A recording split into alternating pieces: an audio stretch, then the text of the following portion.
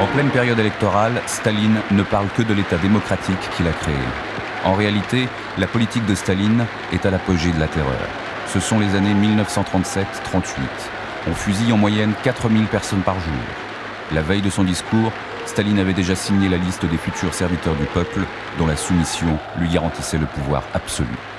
Mais la candidature de Staline, tout comme celle des autres dirigeants, devait être votée selon les règles de la constitution de l'URSS, présentée par Staline en 1936 comme la seule au monde à être absolument démocratique.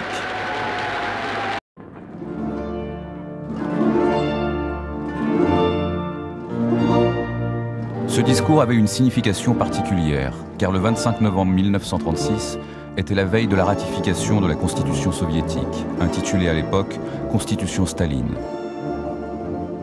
En pleine période de procès spectacle et de purge, à mi-chemin entre l'assassinat de Kirov en 1934 et la dernière plaidoirie de Boukharine en 1937, ce discours marquait en quelque sorte un sacre impérial. Staline déclara que l'Union soviétique venait de passer du socialisme au communisme. Il attribuait entre autres cette réussite au mouvement stakhanoviste, des travailleurs de choc, qui, à l'exemple de Stakhanov, mineurs de Donetsk, battent des records de production depuis 1935. L'un des grands objectifs de Staline à cette période est de pratiquer une politique d'industrialisation massive du pays.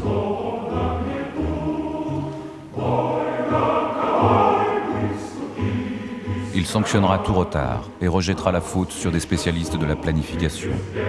Ingénieurs et scientifiques deviendront ainsi les auteurs présumés des sabotages industriels et considérés comme agents de l'étranger, donc ennemis du peuple. Glorifié comme grand architecte du socialisme, il jouit pleinement de son pouvoir. L'inauguration, en 1935, du métro de Moscou symbolisera le fleuron de la réussite industrielle.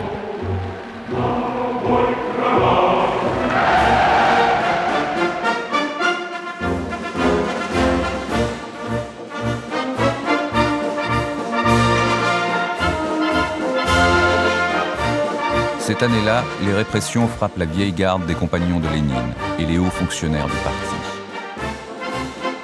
Sur les 1966 délégués du 17e congrès en 1934, 1108 disparaîtront. Au moins 400 000 hauts responsables du parti seront exécutés sans jugement.